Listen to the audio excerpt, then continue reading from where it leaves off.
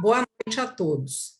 Cumprimento o excelentíssimo senhor, doutor Jarbas Soares Júnior, Procurador-Geral de Justiça, o excelentíssimo senhor doutor Marco Antônio Lopes de Almeida, Corregedor-Geral do Ministério Público, a excelentíssima senhora doutora Nádia Estela Ferreira Mateus, ouvidora do Ministério Público do Estado de Minas Gerais, promotor de justiça, Pablo Gran Cristóforo, coordenador pedagógico do Centro de Estudos e Aperfeiçoamento Funcional, o promotor de justiça e coordenador do Centro de Apoio Operacional das Promotorias Criminais de Execução Penal e da Auditoria Militar do Ministério Público de Minas Gerais, Marcos Paulo de Souza Miranda. E o palestrante dessa noite, o promotor de justiça do Ministério Público do Estado do Paraná, o doutor Rodrigo Leite Ferreira Cabral. Saúdo também os ilustres colegas do Ministério Público do Estado de Minas Gerais e de outros estados que nos dão a honra de acompanhar a primeira ação educacional do Centro de Estudos e Aperfeiçoamento Funcional do ano de 2022. Servidoras, servidores, estagiárias e estagiários, senhoras e senhores. Inicialmente, desejo boas-vindas a todos e registro a enorme satisfação em inaugurar as ações educacionais do CEAF com a palestra Um Panorama sobre o Acordo de Não Persecução Penal, que será proferida pelo promotor de justiça do Ministério Público do Paraná, o doutor Rodrigo Leite Ferreira Cabral, a quem desde já externo o meu sincero agradecimento por aceitar o convite do Ministério Público do Estado de Minas Gerais para estar conosco nesta noite. Nacional do ano de 2022, devo registrar que a partir da próxima semana, o CEAF irá ofertar uma vasta gama de cursos, palestras, seminários e simpósios sobre variados temas atuais e de interesse dos integrantes do Ministério Público, seus servidores e estagiários. Ademais, devo consignar que a formatação do curso de especialização Lato Sensu na área criminal está em fase final e ainda no primeiro semestre serão abertas as inscrições. O pacote anticrime surgiu como um instrumento legal para fazer frente à nova criminalidade, tornar mais eficiente a persecução penal e incrementar a responsabilização penal.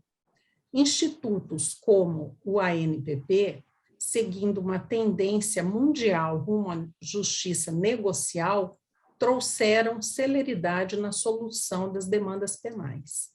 O ANPP é um tema caro ao Ministério Público brasileiro, mas que continua a suscitar dúvidas em relação à sua aplicabilidade, razão pela qual é importante que, de forma contínua, nós reforcemos seu estudo, buscando o aperfeiçoamento e a eficiência da atuação dos membros, servidores e estagiários da instituição. Nesse contexto, tenho certeza que a palestra desta noite irá contribuir sobremaneira para o fortalecimento da atuação do Ministério Público. Eis que o palestrante da noite tem profundo e atualizado conhecimento sobre o tema, sendo inclusive autor da obra Manual do Acordo de Não Persecução Penal, publicado pela editora Juspodium. Com essas breves considerações, eu desejo a todos um excelente evento e, nesse momento, passo a palavra para a doutora Nádia Estela Ferreira Mateus, nossa ouvidora, para a sua manifestação. Doutora Nádia, a senhora está com a palavra. Boa noite a todos. Cumprimento o doutor Jarbas Soares Júnior, nosso Procurador-Geral de Justiça, doutor Marco Antônio Lopes de Almeida, nosso Procurador-Geral, e cumprimento também a doutora Elaine Paris, que está à frente do CEAF, nas pessoas de quem cumprimento a todos os demais presentes.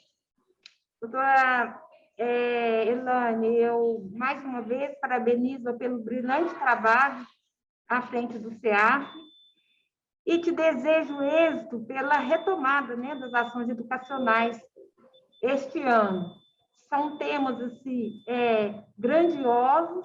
Eu, particularmente, né, esse primeiro tema eu gosto de estar acompanhando, sobre a não persecução criminal, eu gosto muito da área criminal também, e não só, né, a ouvidoria, mas todos os setores do âmbito do Ministério Público, são temas relevantíssimos que visa o aprimoramento do nosso Ministério Público. Eu te desejo êxito e parabenizo também o palestrante da noite, o doutor Rodrigo Leite Ferreira Cabral. Já tenho visto falar no seu nome, doutor Rodrigo, que é um excelente, né, promotor, um excelente professor. Desejo êxito na sua palestra e boa noite. Muito obrigada. Muito obrigada, doutora Nádia, por suas gentis palavras. Passo agora a palavra para o nosso Procurador-Geral de Justiça, Jarbas Soares Júnior. Obrigado, querida amiga, colega Dani Parisi, diretora do Centro de Estudo da Escola do Ministério Público. Eu quero dar uma boa noite a todos, eminente corregedor-geral, Marco Antônio Lopes Almeida, a ouvidora Nádia Estela, cumprimentar todas as promotoras, procuradores e procuradoras na figura do eminente diretor, coordenador do Centro de Apoio Criminal, promotor de Justiça Marcos Paulo Souza Miranda. Quero aqui cumprimentar os nossos servidores da casa, estagiários e todos que participam desta aula inaugural deste ano letivo da nossa escola, da nossa CEAF. Todos sabemos que o Ministério Público tem como a sua grande arma, o seu grande instrumento de trabalho, a sua capacidade de enxergar o mundo e seu respaldo técnico nas suas atuações. Durante a história da instituição, ela cresceu com conhecimento, com sabedoria e, basicamente, é isso que nós temos que oferecer à nossa sociedade. Para chegarmos a isso, precisamos de estar em constantes estudos e também com investimentos na área cultural, do aperfeiçoamento dos membros, servidores, estagiários, de todos aqueles que atuam na instituição. Também me parece fundamental nos abrir para as teses novas, a integração com outras instituições da área de justiça, sejam outras áreas. O importante é que o Ministério Público não perca o foco do conhecimento. O conhecimento é a base de tudo, especialmente das instituições de justiça. Portanto, a abertura do ano letivo, me parece, de grandes eventos, de grandes empreendimentos, a cada mês, uma quantidade enorme de alternativas para o aperfeiçoamento dos colegas, dos servidores e dos estagiários da instituição, e também da troca de informações com as outras instituições, sempre importantes. Registro também, me parece fundamental, investirmos nas nossas relações com as outras comunidades internacionais, universidades não só brasileiras, de outros estados, como também dos outros países da Europa, da Ásia, enfim, África e da América. Hoje, nós estamos com os colegas nos Estados Unidos, exatamente a busca do saber, e acredito que de lá nós teremos grandes frutos para a nossa instituição, a partir das experiências, a troca de experiências com outras nações também desenvolvidas. Hoje, nós estamos aqui debatendo dentro do contexto de ampliação dos instrumentos de justiça penal negocial, mas também alargando os antigos instrumentos da transação e da suspensão condicional do processo, previsto na Lei de Juizados Especiais, denominado pacote anticrime instituído pela Lei 3.964 de 2019, trouxe importantes inovações ao inserir no ordenamento jurídico o acordo de não persecução penal. A nova e importante ferramenta para o pleno alcance de seus objetivos exige dos promotores de justiça, das procuradoras, procuradores, conhecimentos específicos e técnicos de elaboração e negociação do ajuste, que será tanto melhor para a sociedade, quanto maior for o preparo dos membros do Ministério Público. Nesse sentido, vale ressaltar que o Ministério Público de Minas Gerais tem se esforçado para que esse novo instrumento de justiça negocial seja bem utilizado. Agora, no Fórum Lafayette, em Belo Horizonte, nós temos o nosso núcleo de não persecução penal, o primeiro do Estado, que certamente, com sucesso obtido nessas negociações e soluções, será instrumento de propagação para todos os quadrantes do Estado. No ano de 2021, foram realizadas palestras sobre o tema Encontros Regionais. Em agosto, considerando a atribuição legal do Procurador-Geral como órgão revisor nas hipóteses do artigo 28 e 28A do CPC, e a necessidade de fortalecer a unidade institucional e aumentar a segurança jurídica na aplicação das normas publicadas, publicamos o ato 2/2021, conferindo publicidade a 10 enunciados de entendimento da Procuradoria-Geral em relação aos acordos de não persecução. Isso serve de orientação para os colegas na sua atividade funcional, mas, basicamente, busca mostrar para a classe qual é o entendimento do órgão da Procuradoria-Geral de Justiça sobre os temas variados, sobretudo esses 10 enunciados publicados no dia 31 de agosto de 2021. Em dezembro do ano passado, o Congresso Regional do Sudeste, ocorrido em Araxá, novamente o ANPP esteve em pauta, sendo objeto de uma mesa específica em que os coordenadores dos CAUs, CRIMs de Minas, Espírito Santo, Rio de Janeiro e São Paulo apresentaram estratégias para aperfeiçoamento do uso da ferramenta. Por fim, quero registrar que eu tenho muita honra de divulgar que, conforme o levantamento estatístico realizado pelo CAUCRIM no ano de 2021, foram celebrados quase 10.000 ANPPs em todo o estado de Minas Gerais, o que demonstra que o Ministério Público tem buscado a justiça consensual e negocial em todas as áreas, incluindo a criminal.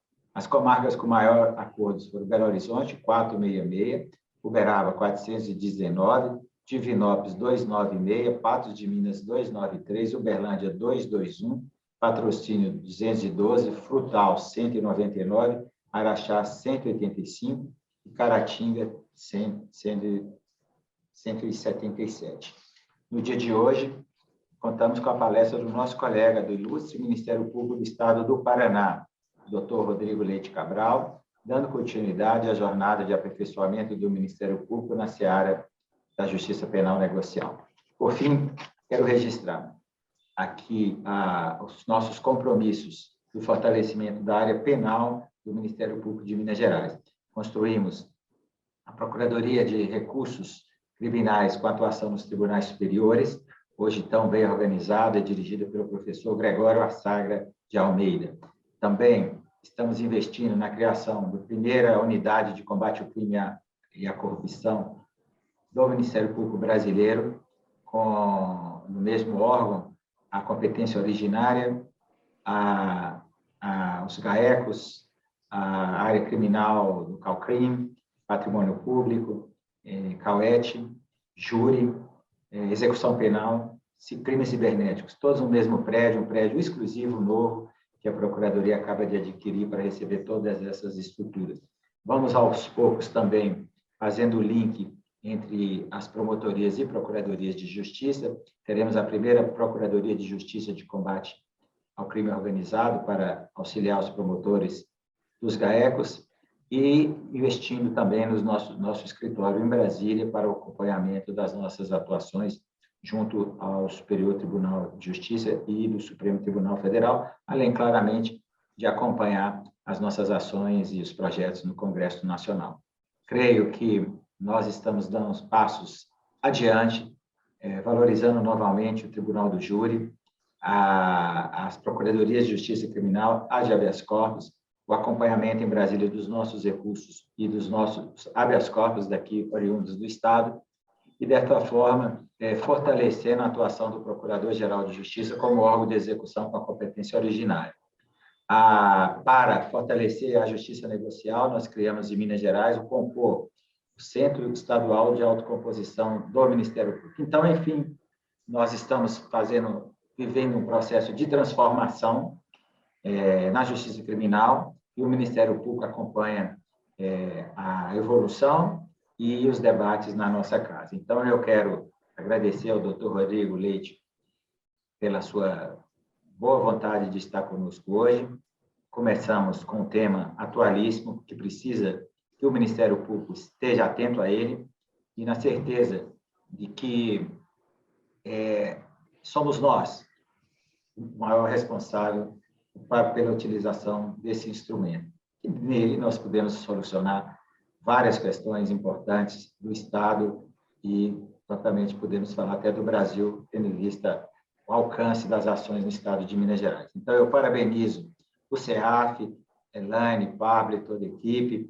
Desejo que nós tenhamos um ano muito bom, que a instituição não deixe de investir no seu conhecimento, no seu preparo para essa grande tarefa que nós temos de, como autor da ação penal, autor único da ação penal, e buscando essas alternativas para a boa execução penal. Agradeço a presença do eminente corregedor, Marco Antônio Lopes Almeida, e da ouvidora Nádia Estela, desejando uma ótima noite, um bom debate e uma boa palestra. Muito obrigado, professor. Boa noite a vocês.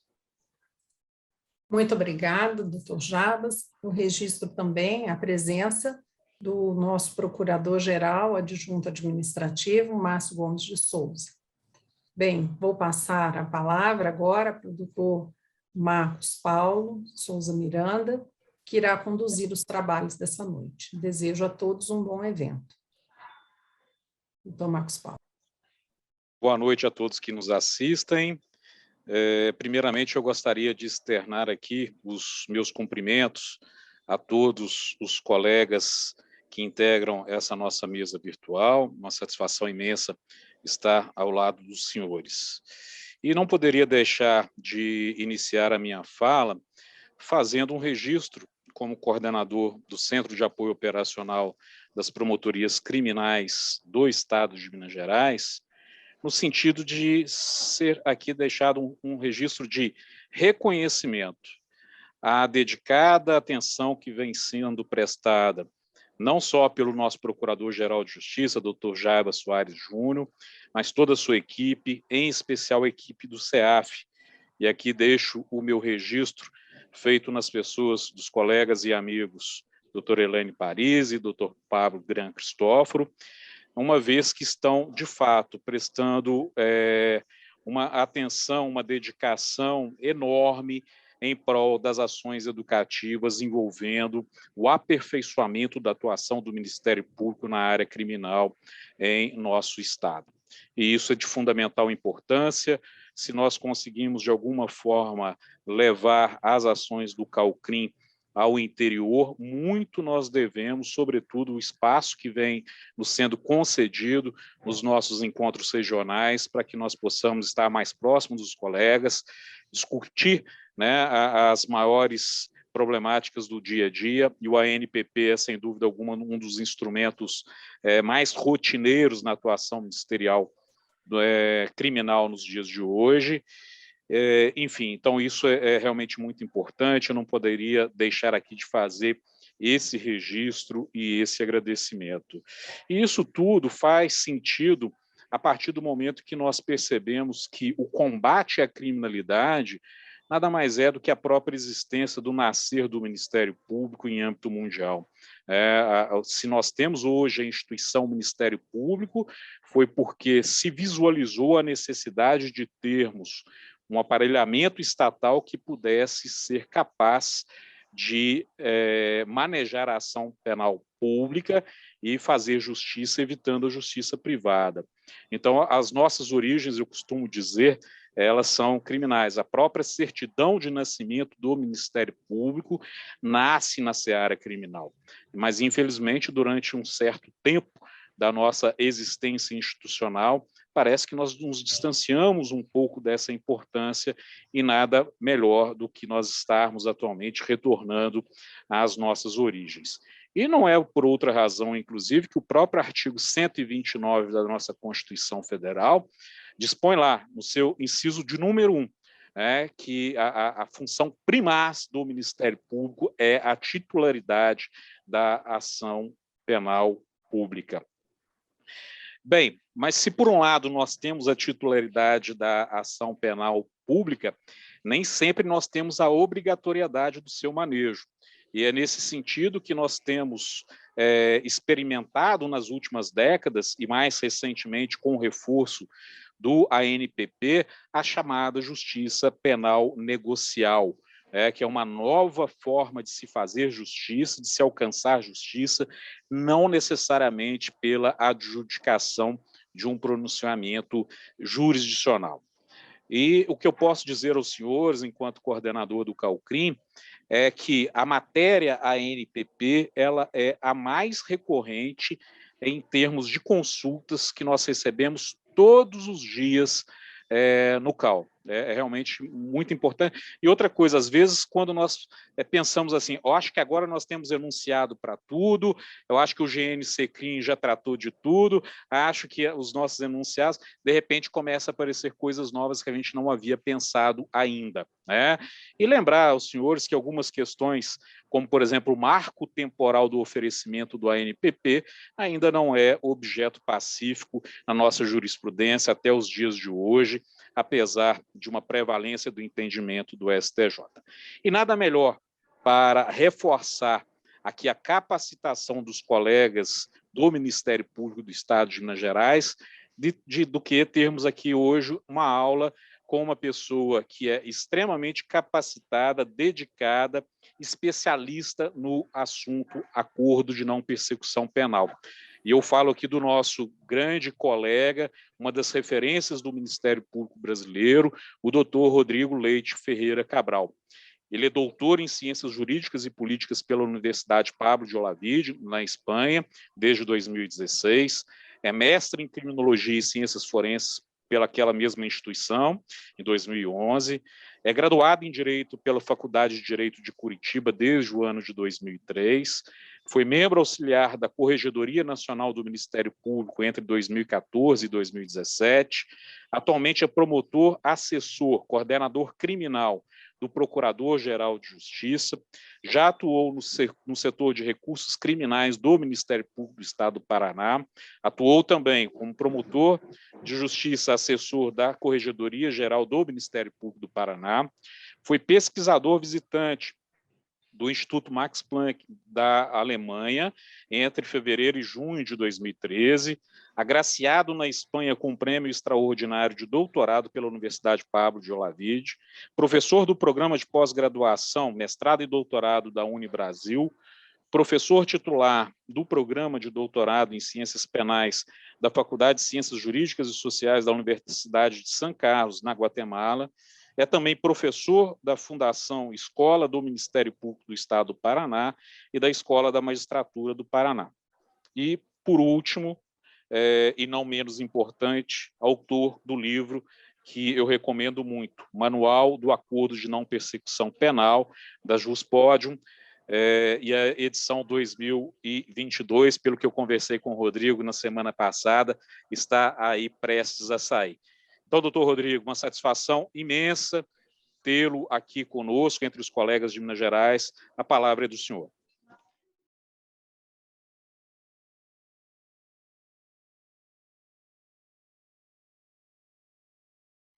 Inicialmente, queria dizer que é um grande prazer estar aqui com vocês todos no grandioso Ministério Público do Estado de Minas Gerais. O Ministério Público é referência para todos, não só nós aqui do Paraná, para todo o país. Gostaria de cumprimentar o nosso procurador-geral, Dr. Jarbas Soares Júnior, dizer que é um prazer ter aqui o senhor, ainda que seja, sei que as atribuições são bastante grandes do procurador-geral, o senhor fique bem à vontade aqui, se não puder acompanhar, fique bem à vontade. Dizer que é um prazer, agradeço muito o convite e dizer que é um prazer estar aqui. Gostaria de cumprimentar também o nosso querido corregedor, doutor Marco Antônio de Almeida, a doutora Nádia Mateus, a nossa ouvidora do Ministério Público de Minas Gerais, a doutora Ilane Paris, coordenadora do CEAF, também auxiliada bravamente pelo doutor Paulo, e cumprimentar aqui também o doutor Marcos Paulo Miranda, coordenador do CAUCRIM e presidente dessa mesa, dizer que reiterar que é um grande prazer estar com vocês. Gostaria também de cumprimentar todos os colegas, todos os servidores, estagiários e assessores que eventualmente estejam assistindo. Então, iniciando já a minha fala, como eu propus como título da nossa exposição, eu farei um panorama sobre o acordo de não persecução penal. A minha proposta aqui para vocês, espero que vocês estejam de acordo, é trazer alguns pontos mais importantes sobre o tema e focar especialmente alguns pontos polêmicos que ainda nós temos algum debate, né? Obviamente, eu trago uma posição, em alguns casos, que é uma posição minha, né? Se houver divergência, eu vou tentar apontar aqui, mas, obviamente, é uma discussão para o aprimoramento da questão, para o nosso debate. Então, a minha ideia é fazer esse panorama focando especialmente nos pontos mais problemáticos e, obviamente, talvez a parte mais importante, às vezes, algumas dúvidas práticas que os colegas possam ter, né? O acordo de não persecução penal, ele é, sem sombra de dúvida, um instituto processual penal mais importante que nós temos hoje, porque abarca uma quantidade enorme de crimes, e não só uma quantidade enorme de crimes, mas vários crimes extremamente relevantes. Então, muitos desses casos penais que nos chegam diariamente nas promotorias podem, sim, e devem ser resolvidos mediante o acordo, né? O acordo ele vem na esteira de um debate, né, de uma tendência atual do denominado direito penal consensual, em que se busca não mais resolver os casos penais mediante aquela solução tradicional, ou seja, processo, denúncia, processo e sentença, mas verificou-se e cada vez mais está difundida a ideia e amadurecida a ideia de que a ideia de obrigatoriedade da ação penal, que nada mais é do que um subprincípio do princípio da legalidade processual penal, né, cuja origem, né, quando fui escrever, né, o Manual do Acordo de Não Persecução Penal, eu tive a curiosidade de pesquisar a origem do princípio da obrigatoriedade da ação penal e acabei constatando, né, que um dos grandes cultores, uma das grandes origens desse princípio da obrigatoriedade, ou mais amplamente falado, o princípio da legalidade processual penal, foi o filósofo Immanuel Kant, né, que dizia que a aplicação da pena seria uma espécie de imperativo categórico, ou seja, cometido o delito é um imperativo categórico que se aplique a essa pena, né? Mas a gente sabe que o Kant, ele, desde uma perspectiva de teoria da pena, ele é um retributivista, propugna uma teoria absoluta da pena, né? Conhecemos lá o velho exemplo da ilha de Kant, né? Então, essa visão, essa teoria retributivista absoluta da pena, hoje, para os grandes penalistas atuais, ela é altamente superada, né? Hoje, a melhor doutrina propugna que se deve adotar uma teoria unificadora preventiva, propugnada pelo professor Roxin, ou seja, a pena só serve para retribuir, não serve para retribuir, a pena não serve para ressocializar, mas a gente pune para que não ocorram novos delitos, tá? Então, desde aquelas perspectivas de prevenção geral negativa e positiva, prevenção especial negativa e positiva, hoje é um ponto que, pelo menos lá na Alemanha, por exemplo, desde a década de 60, é um passo quase que, uma página quase que virada, no sentido que a função da pena não é retribuir, a função da pena não é ressocializar, muito embora seja a ressocialização uma diretriz da execução penal, ela não é fundamento da pena. Nesse sentido, a gente verifica que o ponto de ancoragem do princípio da obrigatoriedade da ação penal, ele perde fundamento, porque ele se fundamentava numa teoria retributivista que hoje é superada, e, portanto, é fundamental que a gente repense, né, o princípio da obrigatoriedade, né, o princípio da legalidade processual penal, a partir desse novo horizonte preventivo, desse novo horizonte de pensar que a pena serve para prevenir delitos e não para simplesmente retribuir. A pena não tem que ser um imperativo categórico, mas tem que ser um imperativo de realização da justiça de forma adequada e de forma preventiva. Portanto, a melhor doutrina atual parte da perspectiva de que a ideia de processar e julgar todos os casos, na verdade, é uma falácia, é uma enganação, porque, na verdade, é uma promessa até bonita, digamos assim, dentro da perspectiva do Estado, mas que não se realiza na prática. Então, se tem amadurecido a ideia de que a melhor forma de realizar a função preventiva é que o Estado, né, nomeadamente o Ministério Público, possa realizar opções político-criminais no sentido de conseguir eleger e escolher prioridades para aquilo que ele vai levar a cabo, para aquilo que ele vai buscar no full trial, e tente resolver de forma mais célere, adequada, inclusive menos contundente, por meio do acordo para aqueles casos em que seja político-criminalmente interessante. Né? Então, a gente resolve lá, num acordo de furto, por exemplo, pode sair em uma semana uma resposta estatal, ainda que não seja uma resposta de pena, de imposição de pena,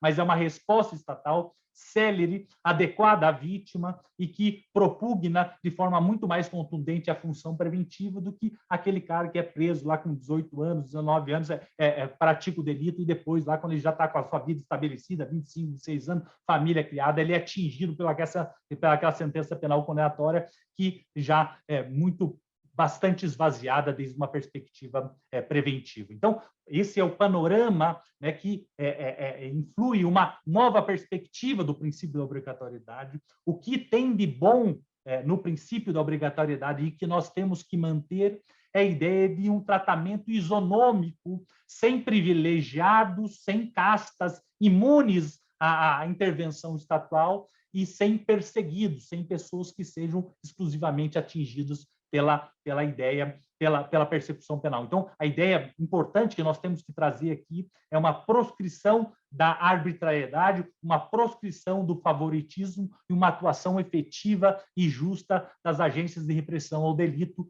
especialmente o Ministério Público. Tá? Então, é todo esse panorama que nos ilumina quando a gente fala de acordo de não persecução penal. Por isso que eu tenho defendido que o acordo de não persecução penal, né, a sua natureza jurídica, é um negócio jurídico que veicula uma política criminal do titular da ação penal pública. Toda vez que nós celebramos um acordo de não persecução penal, nós estamos exercendo a política criminal. É fundamental que o Ministério Público saiba desse seu papel de titular, grande presidente da persecução penal judicial ou investigativa, né, que existe no país. Né?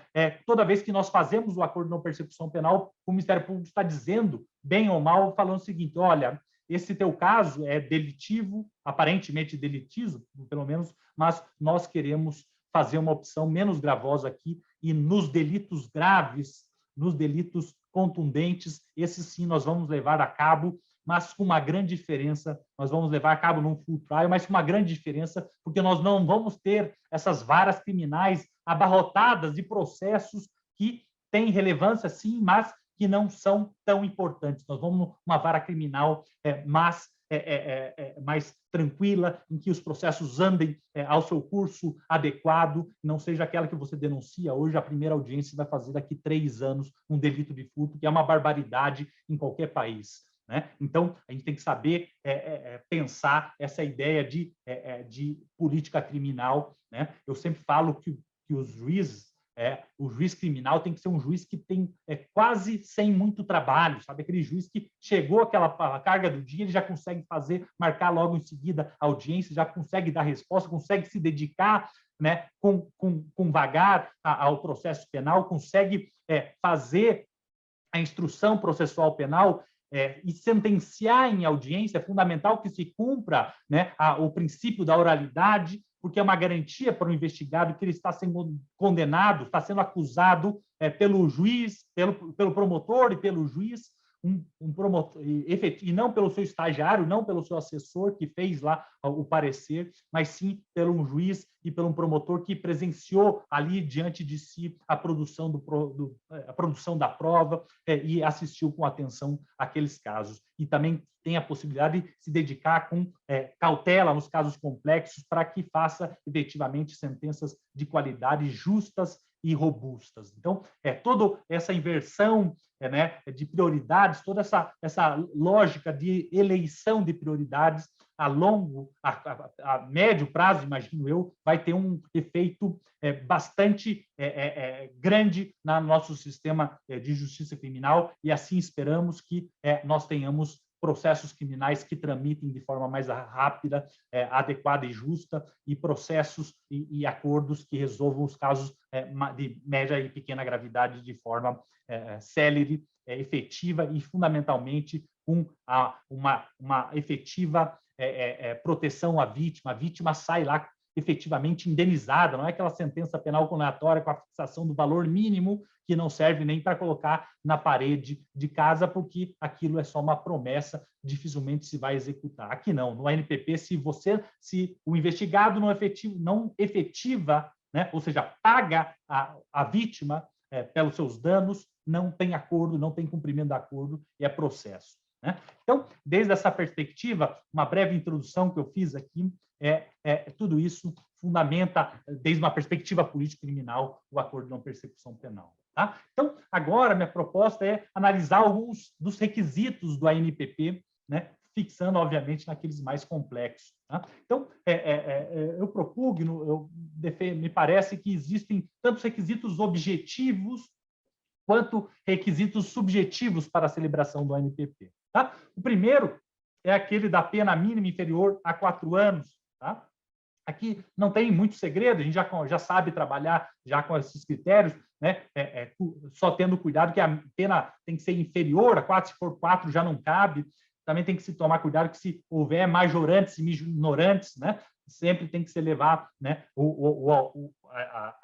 a diminuição mínima nas majorantes, né, e o aumento máximo nas minorantes, né, para a gente efetivamente ter a pena mínima.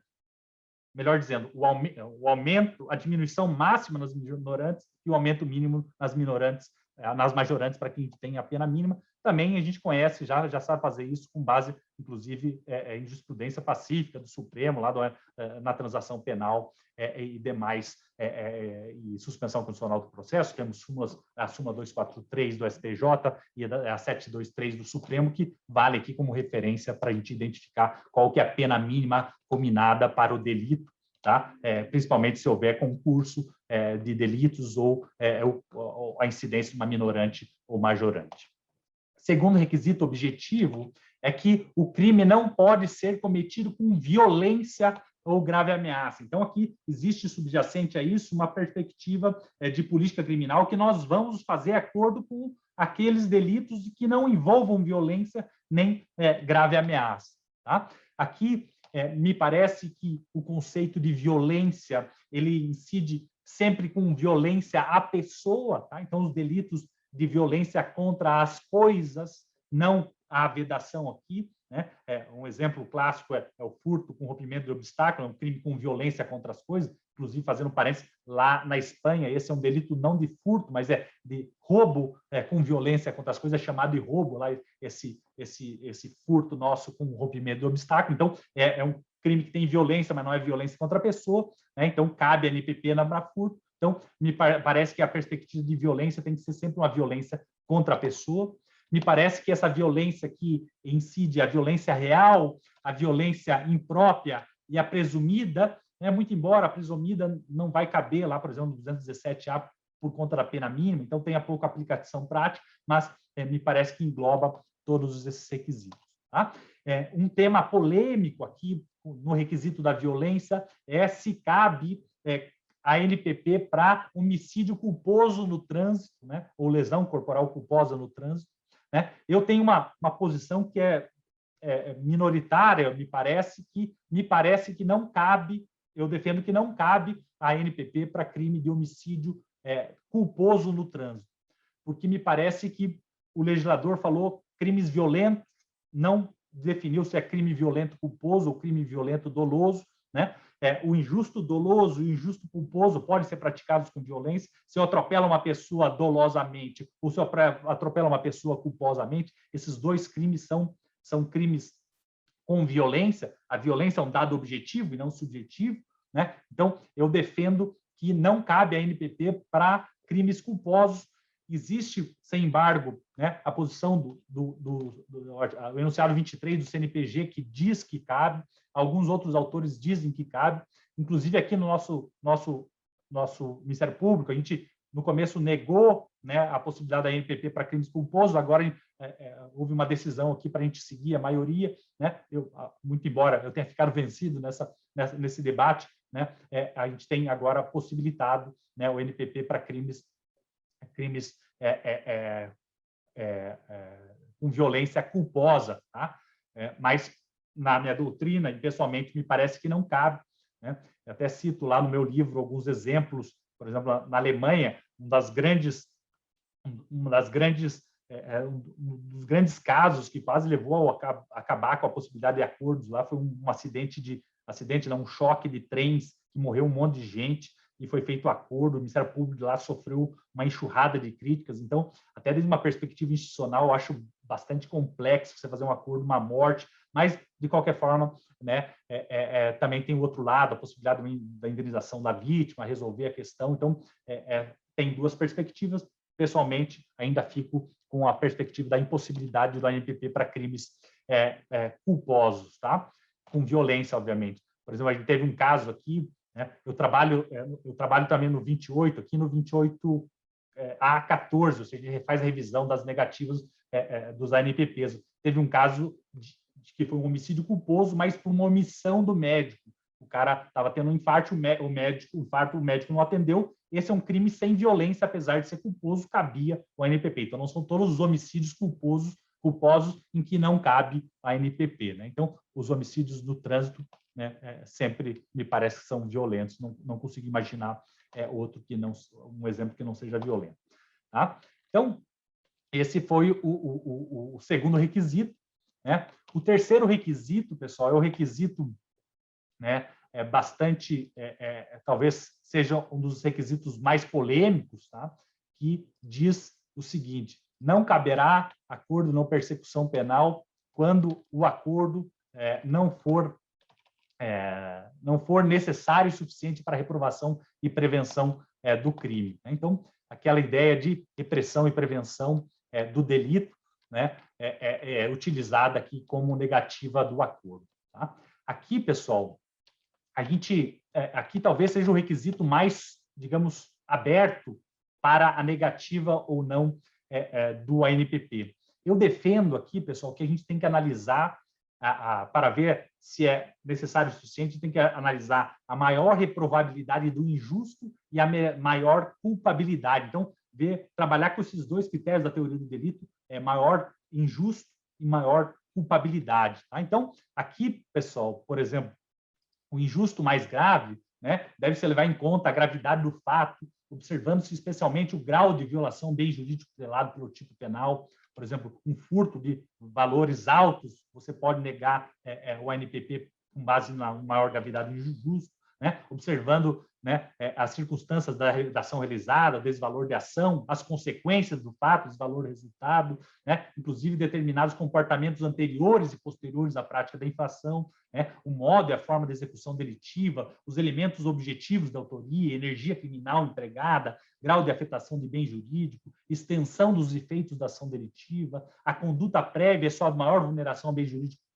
tutelado, um delito cometido a traição, emboscada, ação posterior como auxílio à vítima, tentativa espontânea de reparação ao dano, né, dentre os outros elementos. Todos esses elementos têm natureza, são critérios para a gente analisar o maior ou menor vulneração do injusto. A gente sabe que desde que desenvolveram essa ideia de antijusticidade material, foi desenvolvida a ideia de maior gravidade. O injusto, a gravidade do injusto, ela é graduável, não é só lícito e ilícito, mas ela pode ser graduável, né? Um furto de uma bicicleta é muito menos grave que o furto do carro da pessoa, se o carro for muito mais caro, obviamente, né? Então, a gente pode trabalhar com a gravidade do justo. Então, aqueles casos, por exemplo, aqui tem negado crimes de peculato de alta monta, crimes de furto de alta monta, e tem negado pela maior gravidade do injusto, tá? Na culpabilidade, ou seja, a maior culpabilidade do autor, a gente examina o grau de reprovabilidade pessoal do autor na infração penal investigada. Então, pode-se levar em consideração elementos, né, dentre outros, ao planejamento, a preparação, os motivos, as finalidades do crime, a biografia do agente vista desde a perspectiva do delito apurado, né, do seu bem jurídico, suas circunstâncias pessoais, econômicas, educação, oportunidades de vida, grau de responsabilidade, as funções exercidas, condições de subsistência, desenvolvimento, né? Assim como o grau de intensidade da ação delitiva no crime doloso ou o grau de violação ao dever objetivo de cuidado nos crimes culposos. Então, por exemplo, aqui a gente negou esses tempos um peculato praticado por um deputado estadual, porque ele teria se apropriado lá de alguns bens de uniformes escolares, bolas e material de esporte, que não deu até deu um grande, o valor não era pequeno também, mas um dos argumentos a gente falou que a pessoa, como sendo deputado estadual, um alto grau, né, de responsabilidade, uma função de Estado tão importante como essa, haveria um maior grau de culpabilidade, né? Um peculato desse seria muito mais grave que um peculato lá do Conselho Tutelar que usou lá o não sei o que para fazer, né? Se apropriou de alguma coisa, ou um funcionário lá da prefeitura, né? Um pequeno funcionário. Então, aqui a gente trabalha com grau de culpabilidade, tá? Então, basicamente isso, né, como uma tentativa de tornar mais objetivos esses dados, tenho propugnado que se trabalha com maior grau de gravidade do injusto e maior culpabilidade do agente. Tá? O quarto requisito é não ser cabível a transação penal, ou seja, se couber a transação penal, não cabe ao NPP, aqui não tem muita discussão, né? O quinto requisito, não ter o crime cometido no âmbito de violência doméstica ou familiar, ou praticados contra a mulher por razão de condição do sexo feminino em favor do agressor. Tá? É importante a gente ver que esse requisito aqui se divide, na verdade, em dois. Tá? O primeiro é um crime cometido no contexto de violência doméstica ou familiar, e o segundo requisito, um crime cometido contra a mulher por razões de condição do sexo feminino. Muito embora, às vezes, nos casos concretos, eles acontecem conjuntamente, mas esses requisitos não se confundem. Né? Então, o âmbito doméstico, né, ele abrange todas as pessoas que convivam no mesmo ambiente físico. Então, um pai que bate no filho, um pai que bate na filha, né? Um irmão que bate no irmão, né? Ou que pratica qualquer delito contra essas pessoas no ambiente doméstico, né? Inclui-se nessa vedação. Tá? Importante a gente registrar que a lei diz no contexto de violência doméstica ou familiar. Tá? Para fazer sentido esse requisito, não pode ser só a violência física, porque senão já estava vedado pelos crimes praticados com violência. Não adianta repetir violência e violência. Então, aqui, eu defendo que esse requisito aqui da violência doméstica e familiar abrange não só a violência física, mas também a violência psicológica, sexual, patrimonial e moral. Tá? Então, desses delitos praticados no âmbito doméstico, levam em consideração o locus e não a vítima. Tá? Por outro lado, né, os crimes praticados contra a mulher por razão da condição do sexo feminino, aí sim leva em consideração a vítima do delito, né? Muito embora a gente saiba que grande parte dos delitos praticados contra as mulheres se dão no ambiente familiar, nem só neles são cometidos esses delitos. Então, os crimes cometidos no âmbito laboral, escolar ou qualquer outro meio social, né, se for cometido contra a mulher em razão do sexo feminino, não cabe NPP. Aqui a gente negou para um prefeito, a gente negou a NPP em que ele praticou um crime de assédio sexual no trabalho. Tá? Então, ele não praticou o crime com violência, mas praticou o crime em razão da condição do sexo da vítima. Então, apesar de, pela pena ser cabível, o NPP a gente negou porque não preenchia esse requisito, porque o crime foi praticado em virtude, né, em razão da condição do sexo feminino da vítima. Tá? E não foi no âmbito doméstico, mas foi no âmbito profissional, no âmbito laboral. Tá? Sexto requisito é não ser o caso de arquivamento. Esse é um requisito também que a gente conhece bem. Né? Aqui a gente tem que tomar muito cuidado para não banalizar o NPP. Né? A gente, às vezes, vê no juizado uma certa...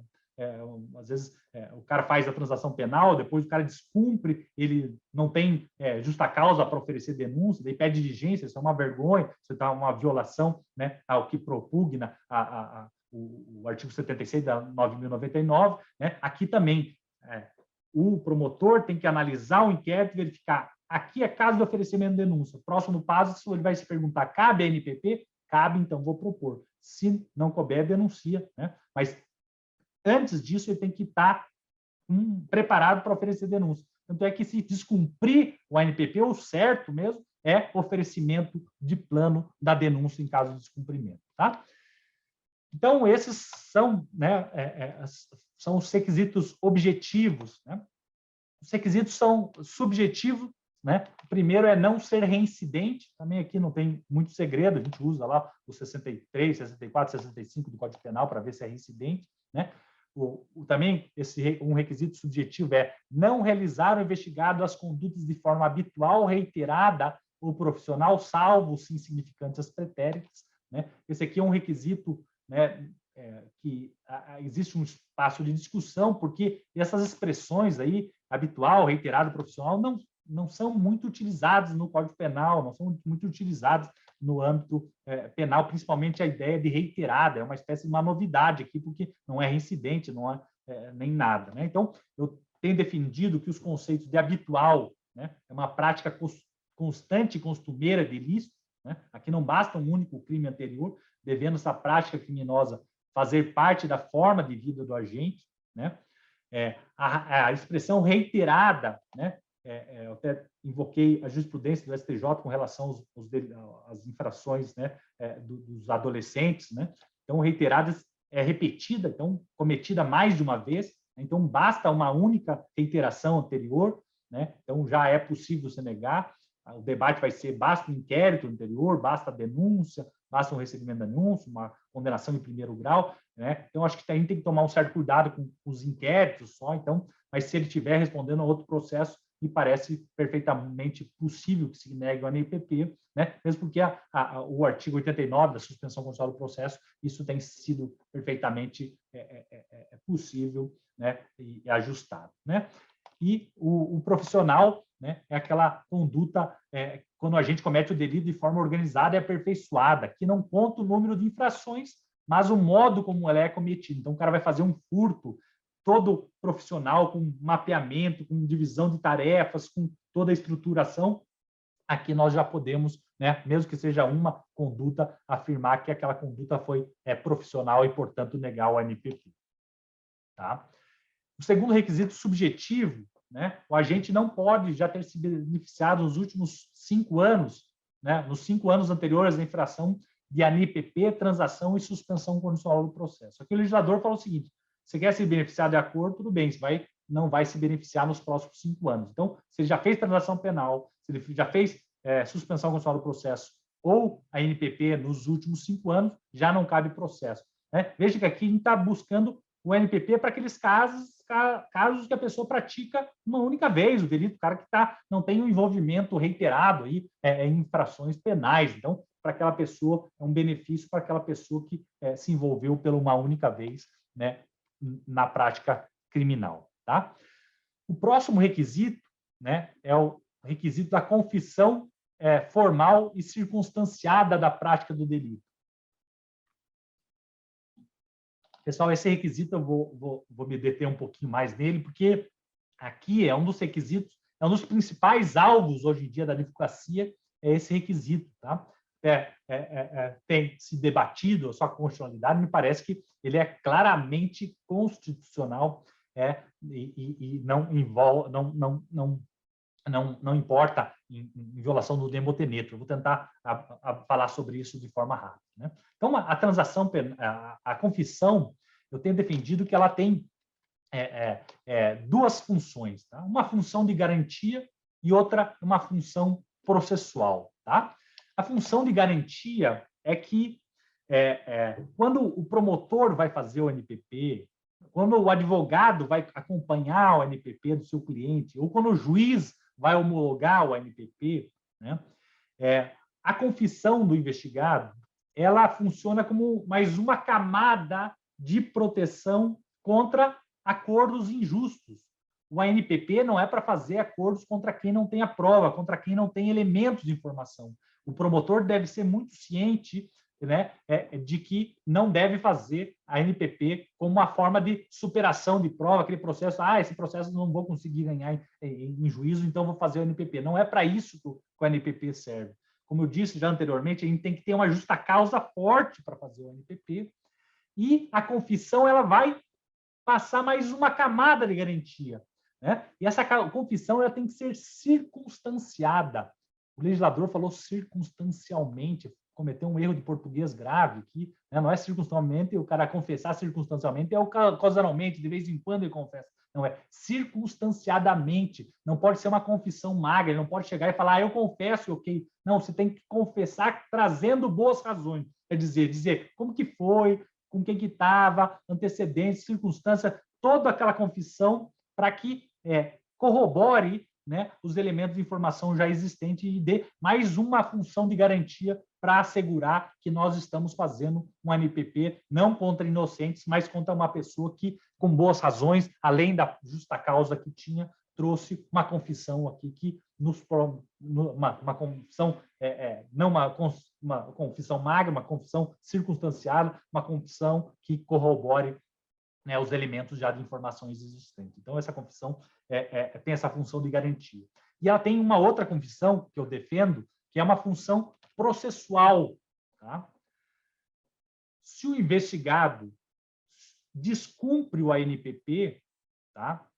Ele vai, como acontece na transação penal, a ideia é rescindir o ANPP e denunciar o investigado. Tá? A única consequência que ele terá nessa denúncia vai ser que o promotor vai para o processo com uma confissão do investigado embaixo do braço. Tá?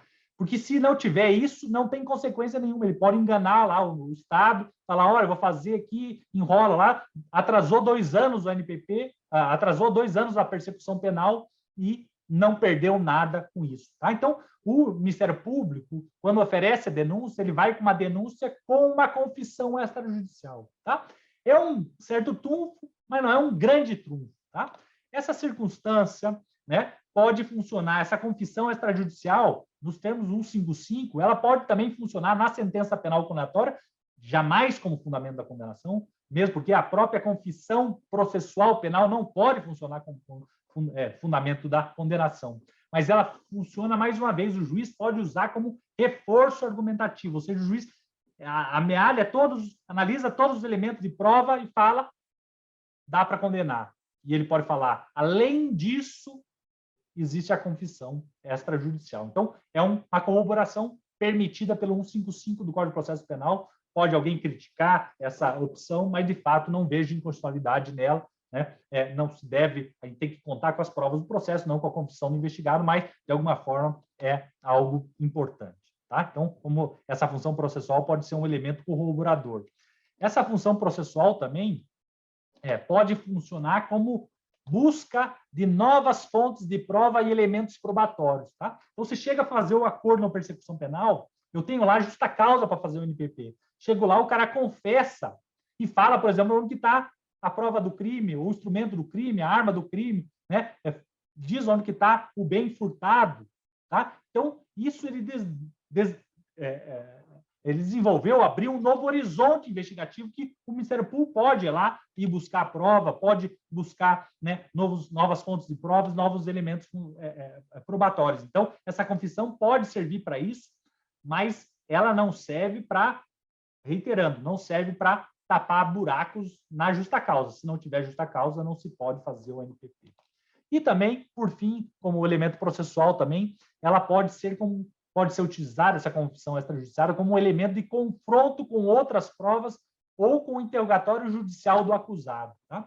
Então, quando a gente vai para o processo penal, para a audiência de instrução e julgamento, se eu tenho a confissão do investigado e chega uma testemunha e fala, não, ele no dia estava lá na minha casa, não participou desse furto, você pode usar essa confissão extrajudicial como elemento de contraste.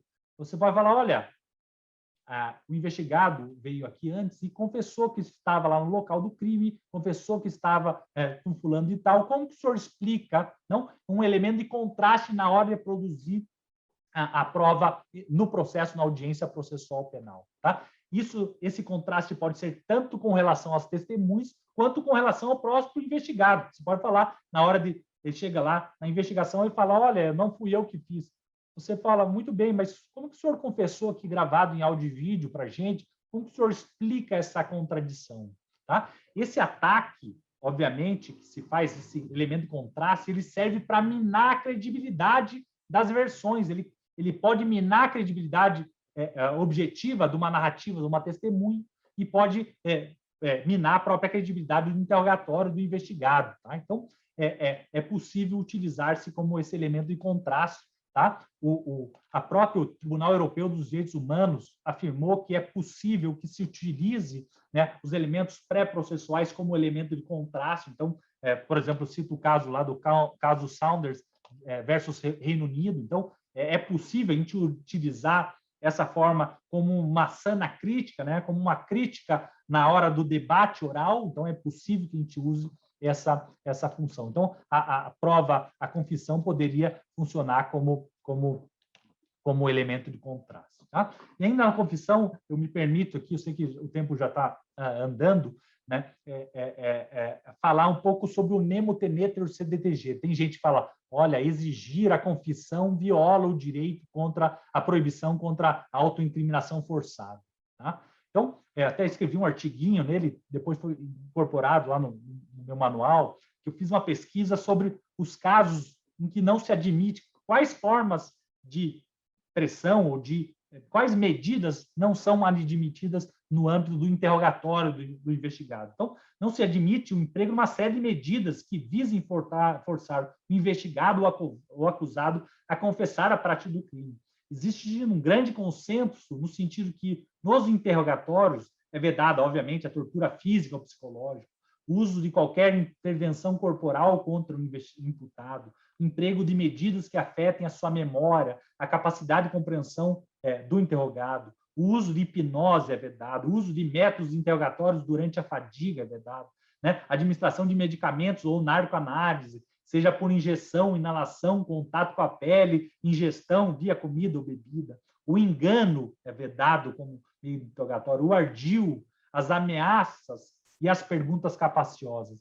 Todos esses métodos de interrogatório são vedados no processo penal, constituindo ilicitude de prova. No entanto, né, a melhor doutrina e a próprios precedentes do Tribunal Europeu dos Direitos Humanos, né, eles são no sentido de que a promessa de benefícios legais para o investigado em troca de uma confissão não substancia uma violação ao nemo tenetur CDTG, mas sim constitui um tratamento do investigado como sujeito de direitos que pode optar em confessar em troca de um benefício ou não confessar em troca do benefício. Então, toda vez que houver uma promessa de um benefício previsto em lei para a confissão, isso não importa numa confissão coagida, uma violação à proibição da autoincriminação, mas sim uma promessa legal, né, de um benefício previsto em lei. Né? Eu coloco só um asterisco aqui, que essa promessa legal só não é válida se há uma desproporção brutal entre o benefício e o risco do investigado. Então, se o cara responder a processo, ele pode ser condenado à prisão perpétua, e eu falo o seguinte, então, eu vou te dar um benefício de 2 meses, tá? Ou uma pena de 6 meses. Então, é tão perigosa, né, não fazer o acordo, que tem se entendido quando há uma desproporção demasiadamente larga entre a promessa legal e o benefício, isso pode sim importar uma violação, né, constitucional. Mas no ANPP, como em nenhum caso cabe acordo com restrição de liberdade, né, a meu ver, perfeitamente legítimo e constitucional a exigência da prévia confissão. E, queridos colegas, é fundamental que a gente faça cumprir esse requisito, que além de legal, ele é muito importante para a gente, né? É importante também que a gente se reforce de armas jurídicas para poder combater essas argumentações que, às vezes, para alguns desavisados, pode achar que é inconstitucional. Não, pessoal, não é inconstitucional, né? Pelo menos desde a minha perspectiva, não é constitucional, e há todo uma gama de jurisprudência e doutrina bastante forte nesse sentido, né? Eu tenho que confessar aqui que, né, no requisito da confissão, que eu me socorri muito da doutrina estrangeira, né? Porque a gente sabe aqui que felizmente, tem doutrina processual penal aqui que só tem olhos para os réus.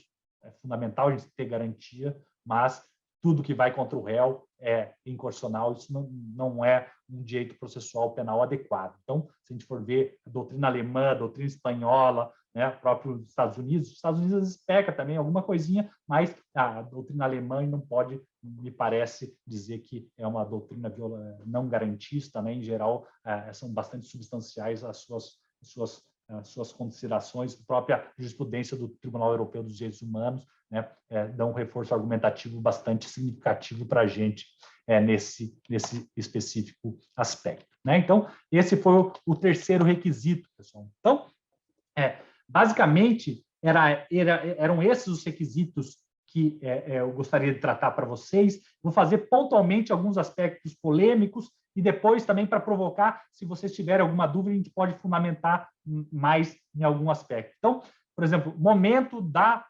realização do ANPP. O STJ e a primeira turma do Supremo, já pacificaram que só cabe o ANPP no momento da entrada em vigor da lei anticrime não tinha sido recebida a denúncia. Pode ser os fatos anteriores, mas desde que não tenha sido recebida a denúncia. Então, eu posso fazer hoje uma ANPP de um fato de 2018, tá? Desde que não tenha sido recebida a denúncia, de acordo com a jurisprudência do STJ, bastante remansosa, e a primeira turma do Supremo. Mas coloca um asterisco que esse tema foi afetado pelo plenário, vai ser decidido pelo plenário ainda, que pode, um pouco provável, mas pode mudar isso aí. Eu, particularmente, defendi que caberia, até o momento da sentença, caberia fazer o ANPP, mas aqui a gente também começou com essa posição, mas depois da jurisprudência avassaladora da STJ, tem muito precedente nesse sentido, a gente mudou a posição. Então, nesse aspecto, por enquanto, tem uma jurisprudência bastante consolidada, ainda que pode haver um risco de mudança no debate no plenário do Supremo Tribunal Federal. Cabe contra crime eleitoral, não tem problema nenhum, não há nenhuma vedação. Cabe em crime militar, há um debate sobre se cabe ou não um crime militar. Eu tenho um artigo, está até na internet, se vocês quiserem dar uma olhada, me parece que cabe, não há nenhuma vedação nesse sentido, não há nenhuma uma regra específica vedando, como há, por exemplo, o 90A da Lei 9.099, que proíbe transação penal e suspensão condicional do processo para os crimes militares. Para o ANPP não existe, tá? Então, me parece que cabe nos crimes militares.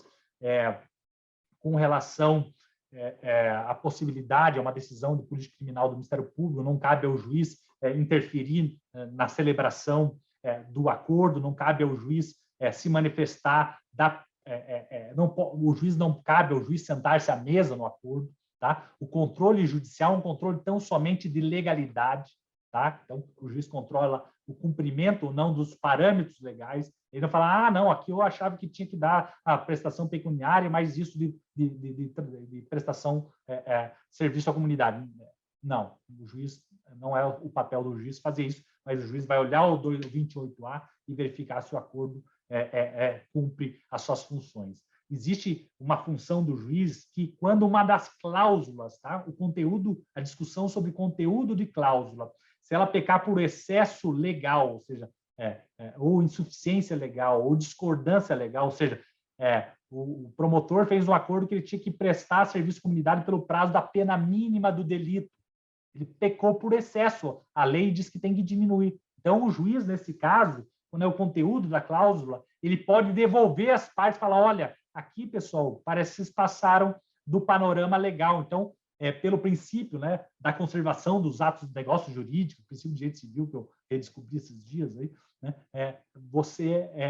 o legislador prevê que vamos tentar salvar esse acordo. Se as partes falarem, não, então tá bom, vamos ajustar ele, submeter a nova homologação, pode homologar, senão o juiz ele rejeita, deixa de homologar o acordo de não persecução penal contra essa decisão que não homologa, cabe recurso em sentido estrito, né? A negativa do ANPP me parece que deve ser feita sempre no momento da opinio delicti. Então, vai oferecer a denúncia na cota, diz por que não faz o acordo de não persecução penal, tá? O STJ até citou lá meu livrinho lá, diz que não precisa notificar dessa decisão, então o investigado vai ter que saber, vai saber disso no momento o juiz recebe a denúncia, manda citar, quando ele for citado, o investigado vai saber dessa negativa. Contra essa negativa, o investigado pode fazer um recurso hierárquico no âmbito do Ministério Público, com base no 14A do artigo 28A, 14, parágrafo 14 do 28A, então remete a decisão, né, para o Procurador-Geral para ver se havia boas razões para a negativa ou não havia boas razões para a negativa do NPP. Se não havia, designa novo membro. Se estava bem fundamentada, a palavra do Procurador-Geral de Justiça é a palavra final. Tá? E temos outros debates, né? A ação penal privada, me parece que não foi para isso que o 28A foi criado, mas eu acho que vai acabar sendo, a exemplo que aconteceu na transação penal e suspensão constitucional do processo, vai acabar sendo permitida, né? Então, uma série de outras questões que poderia aqui levantar, mas eu acho que já estamos aqui adiantando no momento e reservar um momento para algum debate ou para alguma pergunta que, caso exista. Reiterar aqui meu agradecimento, dizer que foi um grande prazer aqui, espero que de alguma forma tenha contribuído, não tenha só chovido no molhado, e estou sempre à disposição aqui, tanto para perguntas aqui, quanto para perguntas depois, e também qualquer dúvida que vocês tiverem aqui, me manda um e-mail, me ligue, eu estou sempre, será um prazer aqui tentar buscar uma solução para os problemas que a gente enfrenta na aplicação prática do NPP, tentar buscar uma solução conjunta. Agradeço muita atenção e estou à disposição dos senhores. Nós que agradecemos, professor Rodrigo, pelo brilhantismo da palestra, contribuiu sobremaneira para que nós pudéssemos aqui aprofundar o nosso conhecimento a respeito dessas questões que são tormentosas, que estão presentes no nosso dia a dia. Então, fica, de fato, o nosso agradecimento, o nosso muito obrigado. E nós temos algumas indagações, sim.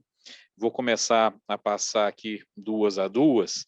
A primeira pergunta que nós temos é da colega Renata Goya, que ela pergunta ao senhor a respeito quais que seriam os requisitos para a aplicação ou não do ANPP no caso do assédio sexual, né? O senhor, inclusive, mencionou a questão do prefeito aí, enfim, eu acho que seria interessante isso. E a segunda indagação é do nosso colega Paulo Souto, que pergunta a respeito da possibilidade da aplicação do ANPP à figura do tráfico privilegiado, considerando que os requisitos, em tese, seriam comprovados somente após a fase de dilação probatória após a instrução. Então, são essas duas iniciais para nós começarmos. Maravilha, ótima pergunta. Ótimas perguntas, né? Essa do assédio sexual, me parece que, se for contra a mulher, não cabe nunca, tá? Porque tá na vedação do crime praticado contra a mulher. Se for contra homem, cabe, né? Pelo menos em tese, né? Então, daí tem que ver lá uma reparação, dano moral para a vítima, né? Alguma medida lá no âmbito empregatício para ver se, então, tentar reparar o dano, né? Prestação de serviço punitário, prestação pecuniária, daí tudo na linha lá daquilo que é preconizado no 28A, mas eu acho que contra a mulher não cabe nunca, talvez seja nesse sentido que a colega perguntou. Com relação ao tráfico, né? O tráfico privilegiado, como bem disse, está previsto, ele pode, pela pena mínima, cabe o ANPP. Tá? Eu acho que sempre quando a gente vê ali que o cara não tem antecedentes, a conduta foi isolada, não tem a mínima informação de envolvimento com organização criminosa, todos os requisitos do parágrafo 4º do 33, eu acho que é muito mais produtivo propor o ANPP do que instruir e, no final, desclassificar e depois vai propor o ANPP, né? Então, para que claro que às vezes tem uma dúvida e tal, eu sei que a gente fica meio inseguro, às vezes, denunciar lá com base no parágrafo 4º, mas eu acho que, se tiver claro esses horizontes, a melhor solução é fazer o ANPP, né? Inclusive, a gente pode descortinar, e às vezes, alguma autoria e participação de outros, alguma coisa assim, né? Nesse sentido, no momento da confissão, né? Então, eu acho que se deve, eu acho que é muito pouco produtivo se aquele caso que em tudo leva a crer que vai ser desclassificado em denunciar. Esse é um dos casos mais frequentes que tem vindo para cá, sabe? Então, é denunciado por tráfico, e daí o promotor, inclusive na alegação final, pede a desclassificação, e daí o investigado pede, que o juiz manda. Tá? Às vezes o juiz não quer sentenciar, ele manda para cá, para a gente, para rever, né, para ver se cabe o NPP. Aqui a nossa posição é bem clara. Imputou 33 caput, procurador-geral não é promotor natural, não pode alterar a capitulação. Está claramente que é um crime de tráfico privilegiado, não importa. Se não houver aditamento à denúncia ou se não houver desclassificação pelo juiz, o procurador-geral, a meu ver, não pode interferir nisso. Né? Então, muito melhor é que se faça, né, o ANPP no começo, ou vai fazer a ligação final, então pegue a dita e propõe. Né? Então, não precisa fazer a ligação final, vê que vai ser vê que vai ser desclassificado, faz, né, o aditamento da denúncia, faz o aditamento simplesinho, faz o acordo. Né? Então, já resolve a questão, um recurso a menos, uma alegação final a menos, resolve o caso, né? Se for o caso, eu acho que essa é a melhor solução, porque esse é um dos casos que me parece que cabe ao NPP no curso do processo por fato superveniente. Né? Então, no momento da denúncia, não cabia objetivamente, houve um fato superveniente, me parece mais do que justo, mais do que adequado, nos termos, inclusive, da transação penal, da suspensão constitucional do processo, que se houver desclassificação, é possível, sim, que se oferte, é dever, inclusive, que se oferte o ANPP para o acusado. Rodrigo, essa ponderação que você fez é muito importante e acaba acontecendo muito no dia a dia mesmo. Você concorda que nesse cenário aí nós teríamos a figura do chamado de acordo de não continuidade da persecução penal, como alguns colegas têm defendido no âmbito da doutrina, ou seria uma causa superveniente que justificaria o acordo de não persecução penal clássico? Tá. Então, eu acho que o termo, esse causa de como que é? Não continuidade da ação penal? Não, alguns colegas têm defendido o acordo de não continuidade da persecução penal. Ah, tá. A persecução penal ela é ampla, né? Investigação, processo e execução, tudo isso é execução penal. O acordo de não persecução penal na fase investigatória não deixa de ser uma não continuidade da persecução penal porque foi feita, né? Então, é tudo acordo de não persecução penal. Eu acho que o nome me parece inadequado porque de não persecução penal, porque a rigor não se dá continuidade à persecução penal em todas essas hipóteses, né? E é o nome da lei, não me parece ser adequado. E é uma NPP normal, cujo cabimento se deu por uma causa superveniente, né? A princípio, não se preenchiam os requisitos, supervenientemente veio aquele óbice foi superado. Perfeito. Nós temos mais duas perguntas aqui, já caminhando para o fim. Nós temos aqui o colega Vitor Amâncio pedindo que o senhor possa deixar de maneira mais explícita a questão do entendimento das cortes superiores a respeito do corte temporal para o oferecimento do ANPP. Nós temos aqui também uma indagação do colega Rodrigo Sérvio sobre a prescindibilidade ou não da presença do representante do MP na audiência de homologação do acordo de não persecução penal.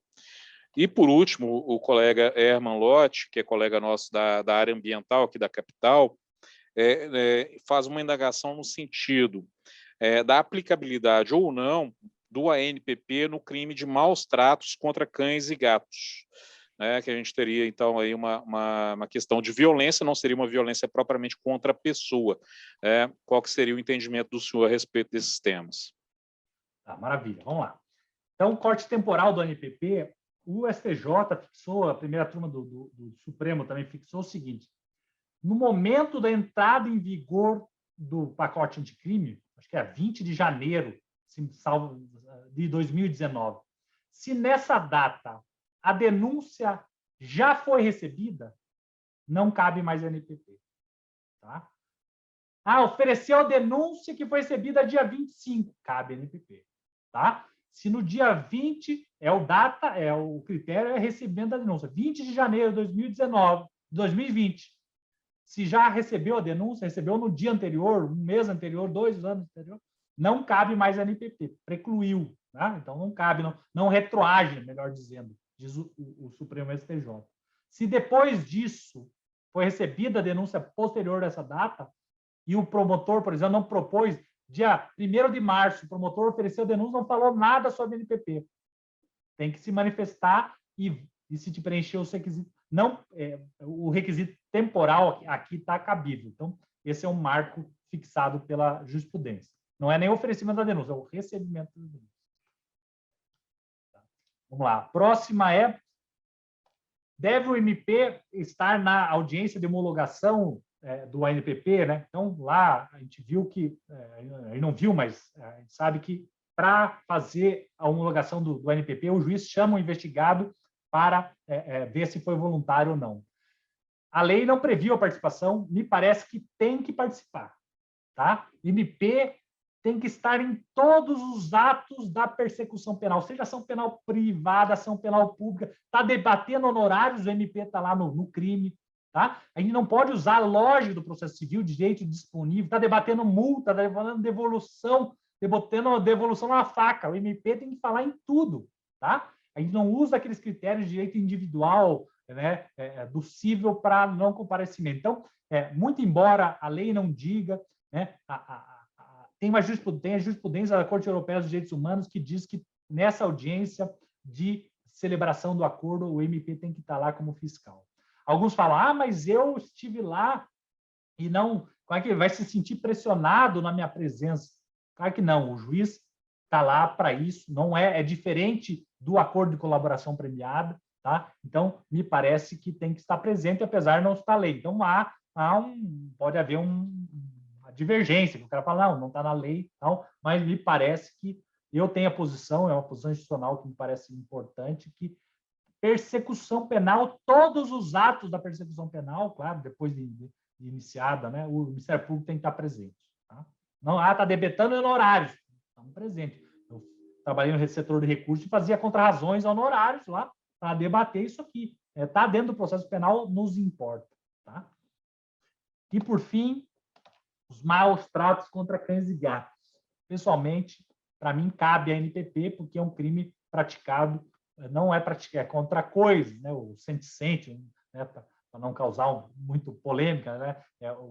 O animal não é uma pessoa, né? Pelo menos por enquanto. Né? Então, não é, para mim, não me parece ser vedado, não há uma vedação, digamos, opileges do ANPP, porque é um crime praticado com violência contra o sente ou contra as coisas, né? Dependendo da perspectiva que você analise. Então, não é um crime com violência contra as pessoas. E me parece que nenhuma vedação que não foi expressamente prevista na lei pode ser utilizada de forma abstrata. Por exemplo, a lei não previu proibição de crime hediondo. Então, me parece... É um contrassenso? É um absurdo? Mas me parece que não há possibilidade de vedação opilege. Então, a gente vai ter que ver o caso concreto.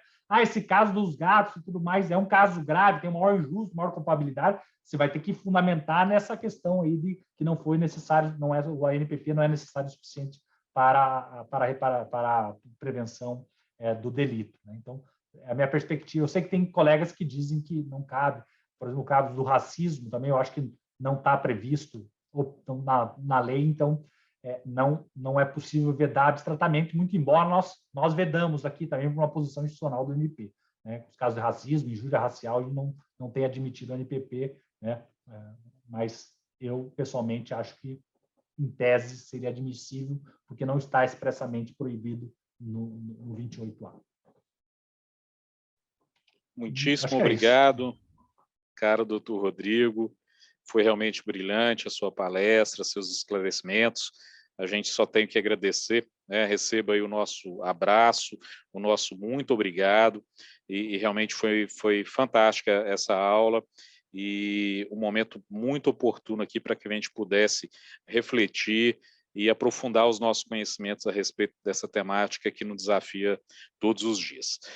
Para o encerramento, eu passo a palavra ao coordenador pedagógico do CEAF, nosso caro amigo, Dr. Pablo. Bom, foi muito bom mesmo, tenho uma ótima percepção que a gente começou muito bem, né? Queria agradecer penhoradamente ao Dr. Rodrigo pela pronta disponibilidade, por ter compartilhado conosco o conhecimento adquirido por sua experiência de anos na lida diária com essa temática criminal, em sua promotoria de justiça, na Procuradoria-Geral de Justiça do Paraná. Esse saber acrescido por muito estudo no mundo acadêmico pátrio e também estrangeiro. Queria agradecer ao Dr. Marcos Paulo Souza Miranda por ter conduzido os trabalhos com maestria de sempre. Aliás, Marcos Paulo, maestria é o Marcos Paulo, né? Maestria em tudo que você faz. Isso é um exemplo para todos nós aqui, viu? Queria agradecer a doutora Nádia Stella, que sempre prestigia nossas ações educacionais. Agradecer ao nosso Procurador-Geral de Justiça, Dr. Jarbas Soares Júnior, e a minha amiga e chefe, doutora Elaine Parisi, pela confiança no meu trabalho. Eu tenho aprendido muito com todos do CEAF, com você, doutora Elaine, com toda a equipe maravilhosa, Tereza, Fernanda, Daniela, Leonardo, Júnior, Amanda, Duda, João, Silvana, etc, etc, etc. Todos que fazem a coisa acontecer. Vamos para mais um ano, cheio de ações educacionais e muitas emoções.